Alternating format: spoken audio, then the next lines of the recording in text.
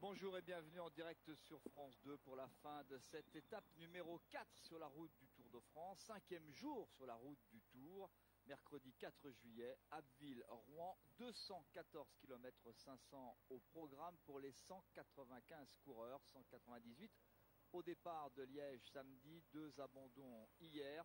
Un homme n'est pas reparti ce matin, Martin Talinghi, victime d'une fracture de la hanche, mais il avait admiration, il avait quand même terminé l'étape hier à un peu plus de 10 minutes seulement du vainqueur, le Slovaque Peter Sagan. 3 hommes en tête partis au kilomètre 0 sous l'impulsion du japonais de l'équipe Europcar, Yukiya Arashiro, le coureur japonais ancien champion d'Asie et qui avait découvert le Tour en 2009. Un héros, eh oui, un héros dans son pays, entre à Sotteville-sur-Mer en compagnie, c'est tout plat normalement, d'un grimpeur, David Moncoutier, accompagné par un homme qui était déjà là lors de la première étape, première échappée du Tour. C'est Anthony Delaplace pour l'équipe Source-Sojason qui, Laurent Belay, a un sacré pansement sur le genou gauche. Lui aussi était sans doute dans la ou d'avant-hier. C'était pas, Thierry, une conséquence de chute, c'est un problème musculaire pour Anthony Delaplace. Il a simplement ressenti ça hier soir à l'hôtel. J'avais été intrigué tout à l'heure par effectivement cette genouillère. J'ai posé la question à Lilian Le Breton. On va dire que c'est plus préventif que curatif cette histoire. Voilà, petite gêne au niveau du genou. On a mis une genouillère et pour l'instant, eh bien, Anthony Delaplace va plutôt bien. Juste une petite précision, hein. Les courants ont déjà passé 3 côtes dans cette étape. Le Mont-Huon, 1 point pour Moncoutier. La côte de Dieppe, 1 point pour Anthony Delaplace. On n'a pas disputé le sprint, ça s'est fait au fil des relais naturels. Et puis la côte de Pourville-sur-Mer, un 2e point pour David Moncoutier. Cela vous permettra, messieurs, de tenir à jour vos classements. Et puis une petite précision, on annonçait un vent de sud. Eh bien c'est un vent de mer, alors il n'est pas très fort, mais c'est un vent qui arrive du nord pour les échappées. Vous le voyez d'ailleurs à la position des échappées, puisqu'on se situe légèrement sur la gauche du coureur qui précède, simplement parce que les coureurs sentent le vent et le vent arrive de la mer, mais ce n'est pas un vent violent. Et on en a profité pour saluer Claire Pedrono, c'est l'ardoisière, la bretonne, elle est originaire de Plumelec, c'est la bretonne de service sur la moto jaune, celle qui indique avec l'ardoise eh bien l'écart entre la tête et le peloton, 6,55 en ce qui nous concerne. Bonjour monsieur Cadel Evans, toujours très concentré, l'ancien champion du monde, Dossard 1 normal, il a gagné le Tour de France 2011. Oui, merci à Laurent pour cette précision, puisque Intranet, sur lequel on peut suivre les informations, nous communiquait quand même Moncoutier premier à chaque grimpeur. Donc c'est bien de savoir que c'est pas lui qui est passé au sommet de la côte de Dieppe en tête. Donc comme ça, on met à jour nos petits cahiers. Quant au vent, il joue des tours aussi, parce que il était le 3/4 face. Ça, c'est le communiqué météo du matin, mais apparemment, il fait des caprices. Il tourne, voilà qui vient de la mer maintenant côté droit. Vent de côté, ça devrait donner un vent dans le dos après le sprint intermédiaire à Fécamp jusqu'à Rouen. Alors il n'est pas très fort, ça n'aura pas beaucoup d'incidence. Quoi qu'il en soit, on roulera vite dans le final parce qu'il y a un sprint au bout. Mais bon, c'est des petites informations qu'il est bon de connaître. On a une vision erronée quand on n'est pas sur le terrain. Donc voilà, c'est tout l'avantage d'avoir un regard aiguisé sur la moto. Merci Laurent. Anthony Delaplace pour prendre le relais de ce trio. 6,40, ça fait juste quand même, hein, surtout à 122 km de l'arrivée. C'est monté vite, 8 minutes 15 au maximum. Et là, ça s'est un peu bloqué parce que les coéquipiers d'André Greppel, l'équipe Lotto Bélissol, est venue rouler en tête de peloton à la place de l'équipe Radio Shack, qui, elle, imprime le rythme, imposé, en tout cas souhaité par le maillot jaune, Fabian Cancellara, dont on connaît la sagesse et l'expérience. On a vu Anthony Delaplace qui a eu de la visite ce matin. Le départ a été donné à Abbeville. Les bus des coureurs étaient donc à Abbeville. Et dans l'équipe Source-Sojason, on a vu passer Jimmy Casper qui est venu saluer ses anciens coéquipiers. Et puis bien sûr, il s'est arrêté. Il est allé voir ses copains de l'équipe AG2R La Mondiale. Jimmy Casper, le sprinter originaire du département de la Somme puisqu'il habite Montdidier. Il n'y a que 9 places par équipe sur les routes du Tour de France. Même si c'est le rêve absolu, si c'est l'objectif pour beaucoup de toute une saison.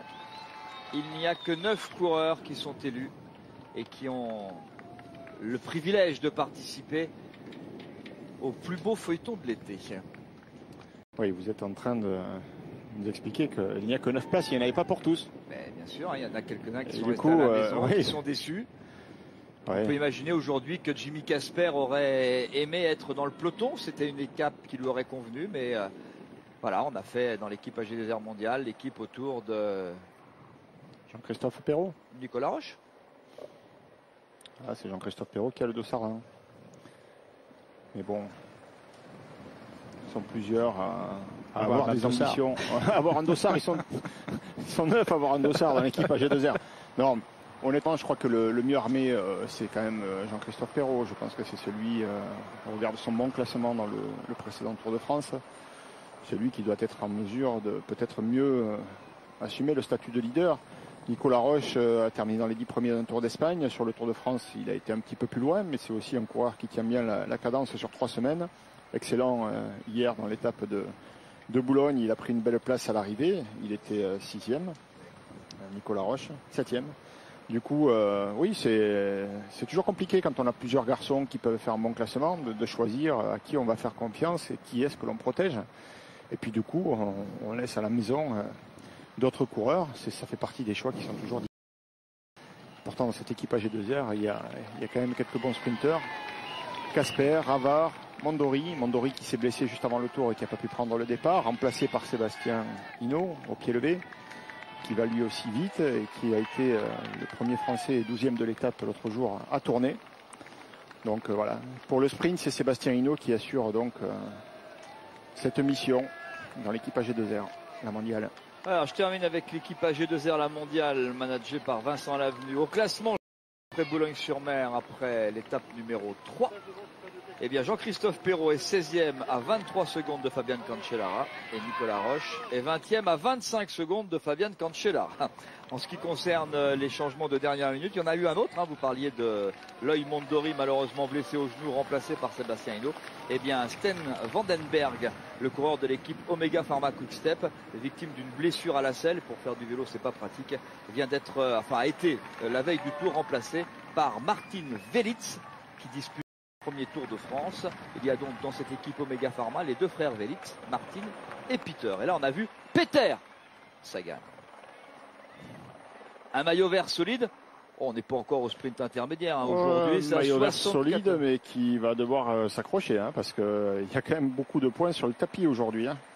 20 points au sprint intermédiaire tout à l'heure à Fécamp et 45 à l'arrivée. Ça fait 65 à ramasser. Pour l'instant, Sagan en possède 42 d'avance sur Marc Cavendish. Et nous sommes à Sotteville-sur-Mer avec cette église que vous avez aperçue au premier plan, qui s'appelle l'église Saint-Léonard. Particularité, ça c'est le mémorial de l'esplanade du Céron. Alors là, ça demande une petite explication puisque le 6 juin 1940, c'était le début des opérations militaires qui vont frapper la localité où nous sommes, là, c'est-à-dire Veules-les-Roses, entre avions allemands et navires qui croisent au large. Et la lutte va donner lieu à plusieurs jours de combat. Et ce canon-là, appartenait à un navire qui s'appelait le Céron et qui a coulé donc un petit peu au large là. Et l'épave d'ailleurs doit être encore visible quelque part. Et disons qu'on a rapatrié l'un des canons. Et on a rapatrié aussi, fort heureusement, les 300 hommes qui se trouvaient à bord sur un autre navire. Et on vous présente donc le canon du Céron.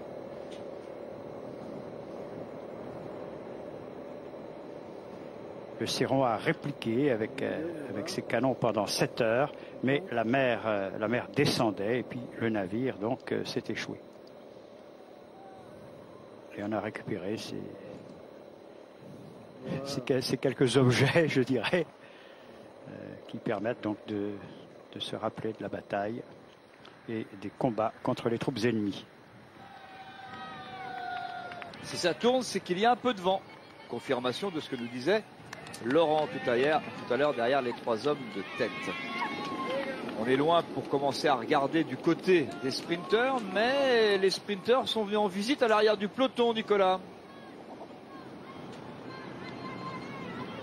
Les pelotons, oui Thierry, les sprinteurs sont venus un peu à l'arrière, comme la plupart des coureurs derrière qui viennent tout simplement satisfaire un arrêt naturel, un besoin naturel, ou alors venir tout simplement ravitailler auprès de leur voiture. Et on a vu tout à l'heure Oscar Freire, en parlant des sprinteurs, qui est venu changer son vélo.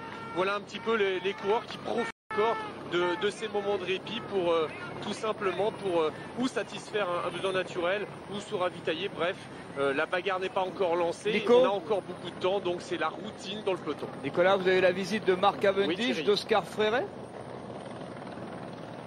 La visite de Marc Cavendish est un bien grand mot, mais Marc Cavendish depuis tout à l'heure traînait en fin de peloton, en queue de peloton.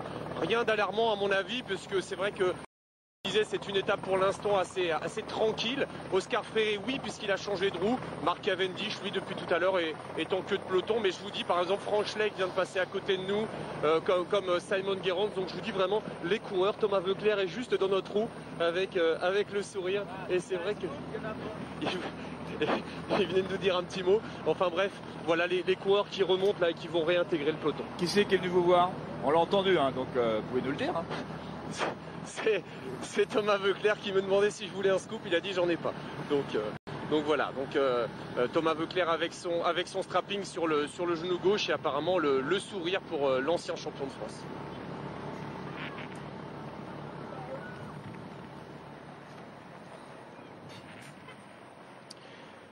Voilà l'église Saint-Martin qui se trouve à Veules-les-Roses, donc où a lieu le contrôle de ravitaillement. L'église Saint-Martin qui appartient au style gothique du XVIe siècle, qui était rebâti d'ailleurs à cette époque. Et le clocher carré, lui, date du XIIIe siècle. À l'intérieur, il y a plusieurs piliers qui sont ornés de colonnettes, dont le décor sculpté illustre l'activité des pêcheurs, et c'est une église classée. Nous sommes donc à Veules-les-Roses, une jolie station balnéaire qui n'est pas que cela d'ailleurs, c'est l'un des villages les plus anciens de la région.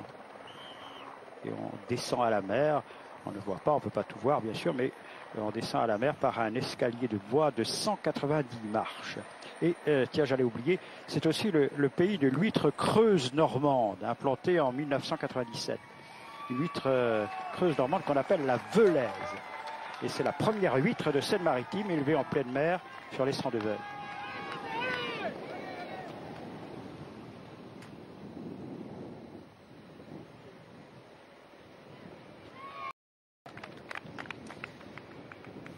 Alors je vous disais, en fait, je vous parlais tout à l'heure de Arashiro. Je vous ai dit c'était le premier coureur japonais à disputer le Tour, à terminer un Tour de France avec Beppu, parce qu'il y a eu des Japonais, il y a eu 2 Japonais avant lui. Hein. C'est Gilles Leroc qui me le faisait remarquer.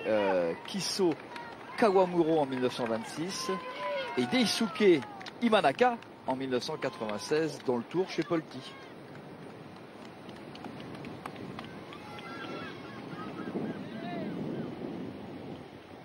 Et Imanaka, si je me souviens bien, était originaire malheureusement d'une ville trop célèbre, Hiroshima.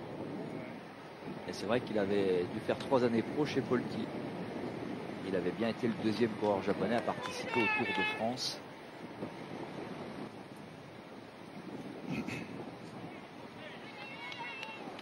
Et il me semble bien que Imanaka est toujours en activité.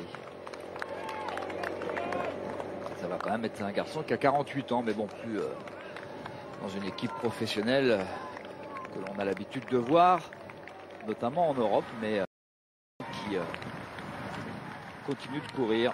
C'est vrai que le cyclisme au Japon, c'est devenu une institution. Hein. Le Tour de France surtout, et tous les ans, au mois de novembre ou début décembre, il y a une grande fête pour le Tour de France.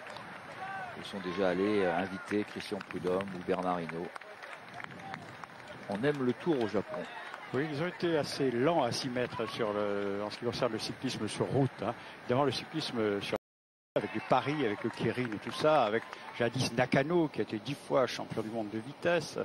Maintenant, ils se sont mis à la route et c'est un grand bonheur pour eux d'ailleurs.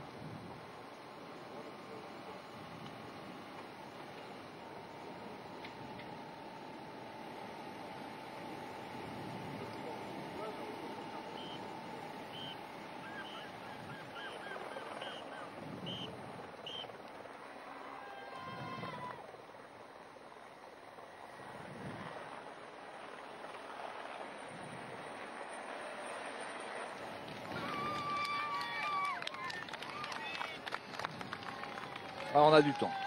106 de l'arrivée, écart qui continue de diminuer quand même. Hein. Le trio perd seconde après seconde, tranquillement. Là, on est revenu à 6 minutes. Je rappelle que l'écart maximal, ça a été 8 minutes et 13 secondes. On va revenir en image avec Laurent Jalabert sur le final hier, marqué par une chute. Et en regardant, parce qu'on essaye de regarder différentes choses, c'est vrai qu'à un moment hier, on a cru que c'était Bradley Wiggins qui est tombé. Pas du tout, c'était Christopher Froome. Il y a un peu de ressemblance entre les deux. Regardez comment une chute, alors ça a été sans gravité, mais regardez comment cette chute est arrivée, avec tout d'abord les BMC qui travaillent pour Cadel Evans, en tout cas qui emmènent Cadel Evans. George Hincapie s'est bien écarté à droite de la route. Et vous voyez Baden Cook avec la première flèche qui attend Albazini. C'est l'homme chargé dans cette équipe Green Edge, surtout sur ce style d'arrivée, de terminer le travail. Candidat à une victoire d'étape, qui a choisi la route de Peter Sagan.